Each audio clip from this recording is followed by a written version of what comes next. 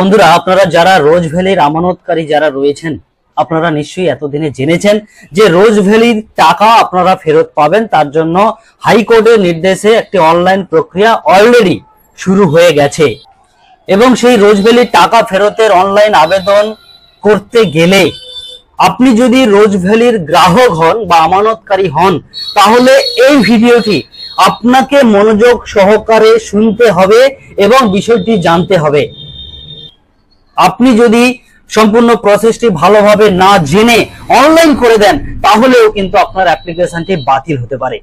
সেই কারণে আপনাদেরকে বলবো যে আপনারা ধৈর্য সহকারে ভিডিওটি পুঙ্খানুপুঙ্খ কথাগুলোকে শুনবেন এবং তারপরে আপনারা কাজ শুরু করবেন, না হলে কিন্তু রোজ ভ্যালির টাকা আপনারা কখনো ফেরত পাবেন না।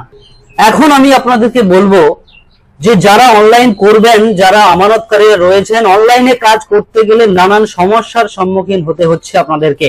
আপনারা বুঝতেই পারছেন না কোথায় কি করবেন, কি কাজটি আপনাকে করতে হবে, কোন অপশনের মানেটা কি। এটা কিন্তু একটা সমস্যার মুখে পড়তে হচ্ছে।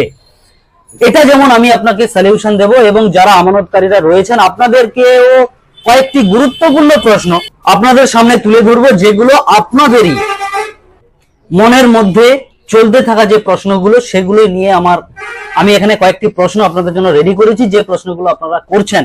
প্রথমত হচ্ছে যে সবাই আবেদন করতে পারবেন কিনা। এটা একটা গুরুত্বপূর্ণ প্রশ্ন যে আপনারা রোজ ভ্যালির টাকা তো ফেরত পাবেন, কিন্তু আপনারা সবাই করতে পারবেন কিনা। এটা কিন্তু একটা গুরুত্বপূর্ণ প্রশ্ন। আপনাদের মনে হতে পারে আমি রোজ ভ্যালিতে টাকা রেখেছি মানে আমি তো আবেদন করবই, কিন্তু না, এখানে একটা বিষয় রয়েছে। এই প্রশ্নের সঠিক অ্যান্সার আপনাদেরকে দেবো, আপনারা একটু ওয়েট করুন, পরপর আমি বলবো স্টেপ বাই স্টেপ। 2 নম্বরে, কারা এখনই আবেদন করবেন এবং কারা একটু দেরি করে আবেদন করবেন। এখনই আবেদন করার দরকার নেই সবাইকে, তবে কারা করবেন, কারা একটু ওয়েট করে যাবেন, এই বিষয়টাও আমি আপনাদেরকে বলবো। 3 নম্বরে বলবো যে সার্টিফিকেট যদি আপনার না থাকে, কোনো কারণে আপনি সার্টিফিকেট হারিয়ে ফেলেছেন, সেক্ষেত্রে আপনি কিভাবে আবেদন করবেন, কি ডকুমেন্টস আপনি দেবেন, এই বিষয়টাও বলবো। 4 নম্বরে, আবেদন করার সময় আপনাকে চেক বই দিতে বলা হচ্ছে। আপনার ব্যাংক অ্যাকাউন্টের পাসবই আপনার রয়েছে, কিন্তু পাসবই ছাড়াও আপনাকে আপনার একটি চেক বই, ক্যান্সেল চেক একটা আপনাকে স্ক্যান করে আপলোড করতে হচ্ছে। এক্ষেত্রে আপনাদের কিন্তু অনেকের প্রশ্ন যে আপনার পাসবই আছে কিন্তু চেক বই নেই, পাসবই আছে কিন্তু চেক বই নেই, সেক্ষেত্রে আপনি কি করবেন। 5 নম্বরে বলবো যে যদি আপনার একাধিক সার্টিফিকেট থাকে, অনলাইন করতে গেলে কিন্তু একটা সার্টিফিকেট লেখার জন্য ঘর দেওয়া হয়েছে, একটা সার্টিফিকেট আপনি নাম্বার লিখতে পারবেন। যদি আপনার একাধিক সার্টিফিকেট থাকে, তাহলে আপনি কি করবেন। আপনারা অনেক ভিডিও দেখেছেন, অনেকেই বলছে যে একাধিক সার্টিফিকেট যদি আপনার থাকে, সেক্ষেত্রে আপনি পরপর একটা অ্যাপ্লিকেশনের মধ্যে করতে পারবেন না, যতগুলো আপনার সার্টিফিকেট রয়েছে ততবারই আপনাকে আবেদন করতে হবে, এরকম অনেকে কিন্তু পরামর্শ দিচ্ছেন। এক্ষেত্রে আপনাকে বলবো যে আপনার এক্ষেত্রে কি করণীয়। এবারে 6 নম্বরে বলবো যে আমানতকারী যদি মারা যান, যার নামে সার্টিফিকেটে রয়েছে, যিনি আমানতকারী, প্রধান আমানতকারী, তিনি যদি মারা যান, সেক্ষেত্রে বা নমিনি যদি কোনো কারণে, আমানতকারী এবং নমিনি উভয়ই যদি মারা যান, সেক্ষেত্রে আপনারা কি করবেন। এই ধরনের অনেকগুলি গুরুত্বপূর্ণ প্রশ্ন কিন্তু আপনাদের মনের মধ্যে চলছে। এই সমস্ত প্রশ্নগুলির উত্তর আমি আপনাদেরকে দেব, আর আমার চ্যানেলকে সাবস্ক্রাইব করলে সবার প্রথম আপনারা আমার এই ধরনের গুরুত্বপূর্ণ ভিডিওগুলো পেয়ে যাবেন। এবং ভিডিওটি অবশ্যই লাইক এবং শেয়ার করতে ভুলবেন না, কারণ এটা অত্যন্ত গুরুত্বপূর্ণ ভিডিও। আপনারা আপনাদের বন্ধু বান্ধবদের মাঝে শেয়ার করে দেবেন। এরপরে আপনাদেরকে আমি রোজ ভ্যালি প্রকল্পে, রোজ ভ্যালির যে টাকা ফেরতের জন্য যে অনলাইন প্রসেস রয়েছে, সেই অনলাইন প্রসেস দেখাবো এবং অনলাইন প্রসেস দেখানোর সঙ্গে সঙ্গে সমস্ত প্রশ্নের, যে প্রশ্নগুলো আমি আপনাদের সামনে রেখেছি, সেই প্রশ্নগুলোর উত্তর দেব এবং আপনাদের সমস্ত যে কোয়ারিজ গুলো রয়েছে সেগুলোরও সলিউশন হবে। প্রথমত আপনাদেরকে rozevalley.adc.com এই অফিসিয়াল ওয়েবসাইটে আপনাদেরকে চলে আসতে হবে। আসার পরে আপনাদের সামনে রোজ ভ্যালি অ্যাসেট ডিসপোজাল কমিটি যে গঠন করা হয়েছে, সেই কমিটির অফিসিয়াল ওয়েবসাইটটি আপনাদের সামনে খুলবে। আপনাদের প্রথমত যেটা করতে হবে সেটা হচ্ছে আপলোড সার্টিফিকেট, এই অপশনে আসতে হবে। আপলোড সার্টিফিকেট অপশনে এলে আপনাদের শুরুতে 3টে অপশন দেওয়া রয়েছে, ইনভেস্টর, নমিনি এবং আদার্স। যদি ইনভেস্টর বেঁচে থাকেন, যদি জীবিত থাকেন, ইনভেস্টর যদি নিজেই, আমানতকারী যদি নিজেই আবেদন করতে চান, সেক্ষেত্রে আপনাকে ইনভেস্টরে ক্লিক করতে হবে। যদি ইনভেস্টর না থাকেন, যদি আপনি নমিনি হয়ে অ্যাপ্লাই করতে চান, তাহলে নমিনিতে ক্লিক করতে হবে। আর এই দুটোর মধ্যে কোনোটি না থাকলে আপনি অন্য কোনো রিলেটিভ হয়ে আপনি আদার্সে ক্লিক করেও কিন্তু আবেদন করতে পারবেন। তবে আপনারা চেষ্টা করবেন, যদি ইনভেস্টর বেঁচে থাকেন, যদি ইনভেস্টর নিজেই যদি থাকেন স্বয়ং, তাহলে আপনারা ইনভেস্টরে ক্লিক করেই আবেদনটি করবেন। এরপরে রয়েছে কোম্পানি রোজ ভ্যালি। এটা হচ্ছে প্রধান কোম্পানি এবং রোজ ভ্যালির আন্ডারে অনেকগুলি সাব কোম্পানি ছিল।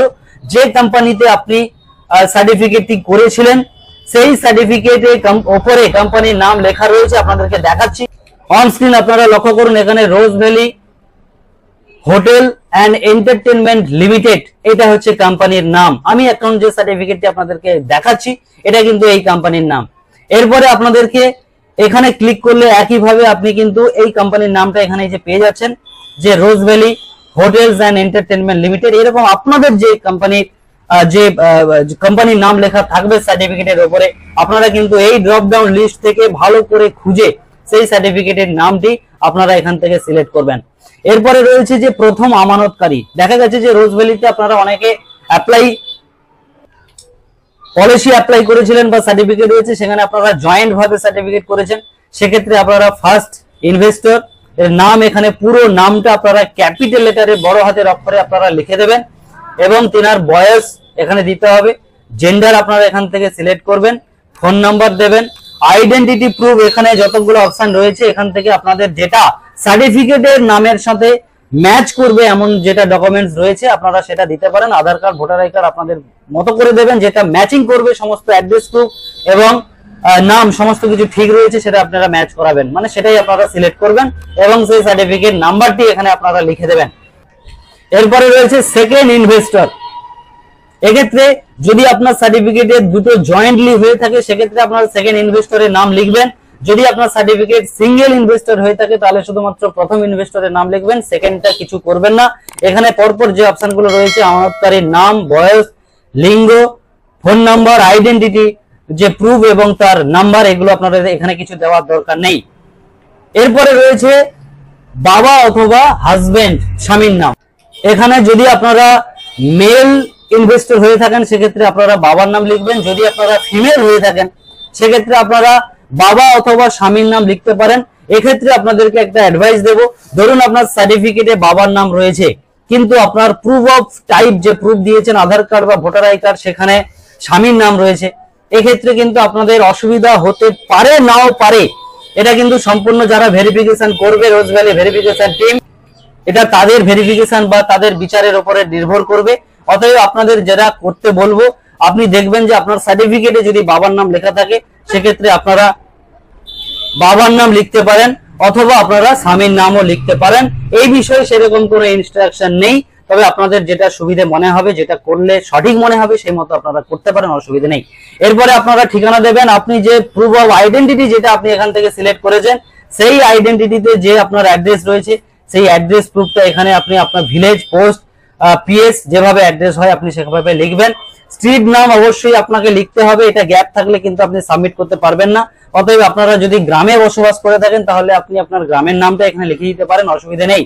এবারে এখানে আপনার গ্রামের নাম বলাই হয়েছে এবং আপনার যে ডাকঘর বা পোস্ট অফিস সেটা এখানে লিখবেন, আপনার থানার নাম এখানে এবং আপনার রাজ্যের নাম এখান থেকে আপনাকে সিলেক্ট করে নিতে হবে, ডিস্ট্রিক্ট সিলেক্ট করতে হবে, পিনকোড সিলেক্ট করতে হবে।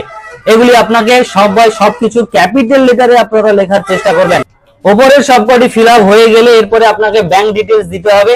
এখানে বলে রাখি, গ্রামীণ ব্যাংকের অ্যাকাউন্টের অপশন এখানে নেই। এখানে ব্যাংক নেমের যে ড্রপ ডাউন লিস্ট রয়েছে এই লিস্ট থেকে আপনাকে যে কোনো একটি ব্যাংক সিলেক্ট করতে হবে। এই লিস্টের মধ্যে যে ব্যাংক নেই আপনি সে ব্যাংক দিতে পারবেন না। এখানে আমরা দেখেছি যে গ্রামীণ ব্যাংক বাদ দিয়ে প্রায় সবকটি ব্যাংক রয়েছে, আপনারা এখান থেকে ব্যাংক সিলেক্ট করে নেবেন। আপনার ব্যাংকের যে শাখা রয়েছে সেই শাখার নাম এখানে লিখবেন। এখানে শাখার যে নাম্বার অর্থাৎ ব্রাঞ্চ কোড, আইএফসি কোড নয়, এখানে কিন্তু ব্রাঞ্চের একটা কোড রয়েছে সেই কোডটা এখানে দেবেন। এখানে সেভিংস অ্যাকাউন্ট, আপনার যে অ্যাকাউন্ট রয়েছে সেই অ্যাকাউন্ট নাম্বার দেবেন।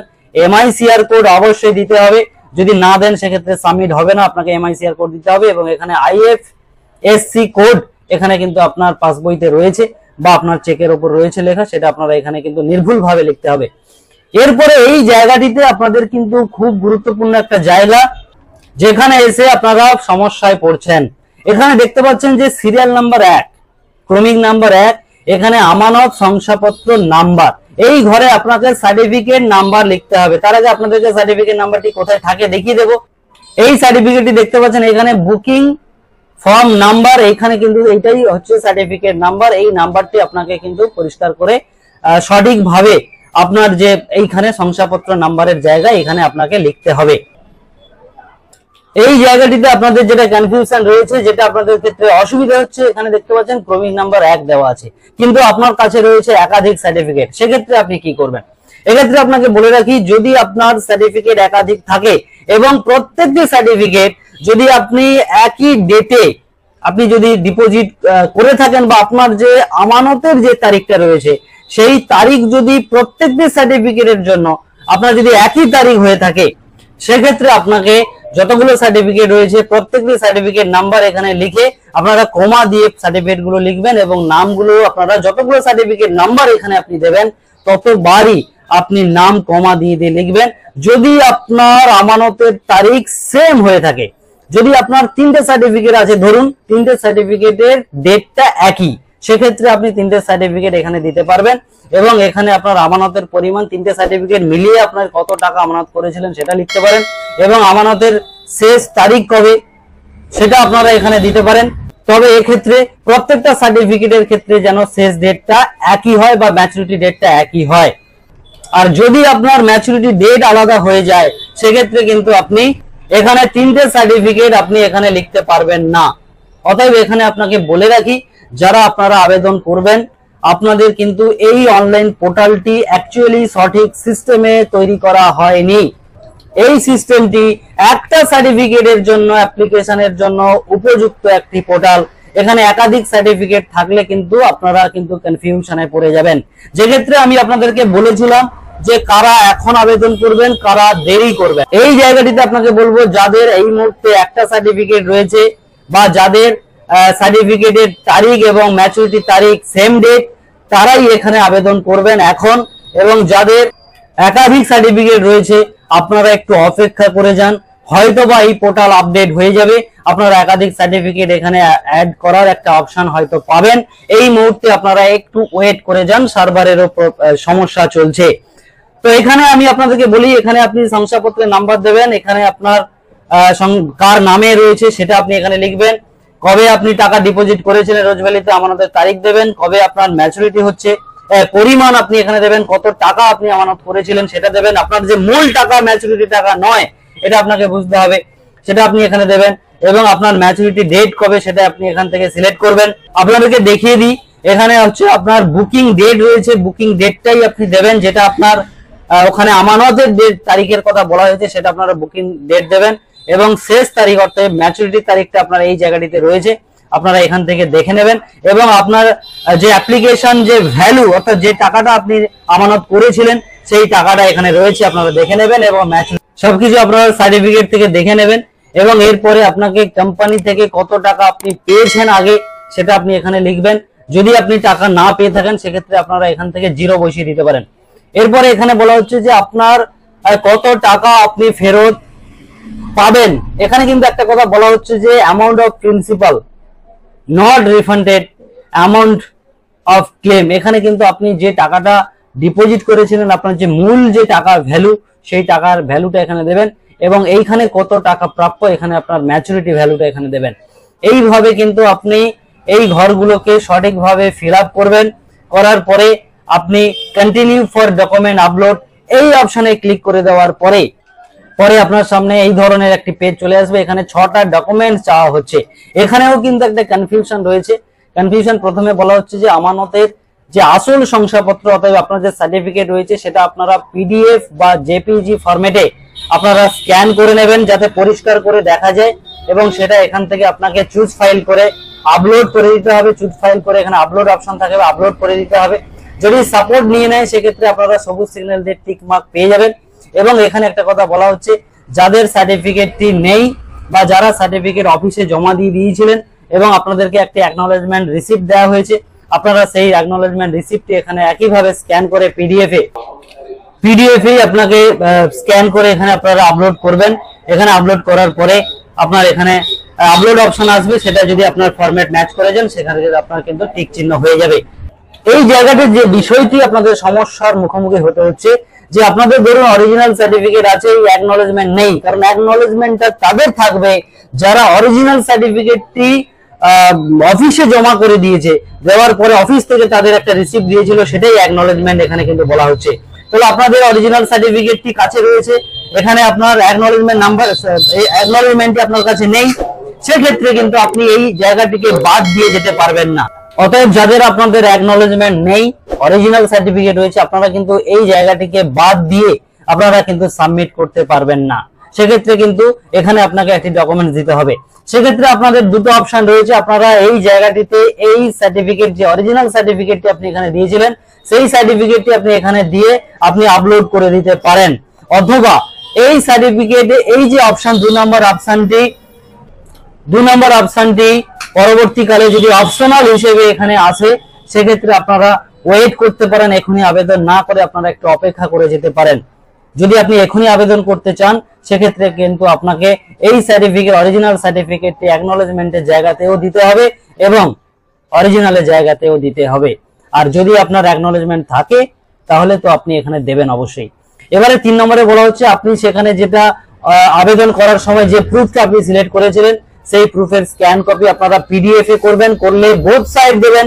পিডিএফ করলে বোথ সাইড স্ক্যান করতে সুবিধা হয়, একটা ফাইলের মধ্যেই থাকে, আপনারা পিডিএফ করবেন। একইভাবে যদি আপনি একাধিক সার্টিফিকেট আপলোড করতে চান, সেক্ষেত্রেও পিডিএফ করে অনেকগুলো সার্টিফিকেটকে একটা ফাইলের মধ্যে আপনি স্ক্যান করে নিতে পারবেন। এবং 4 নম্বরে চাওয়া হচ্ছে অ্যাড্রেস প্রুফ।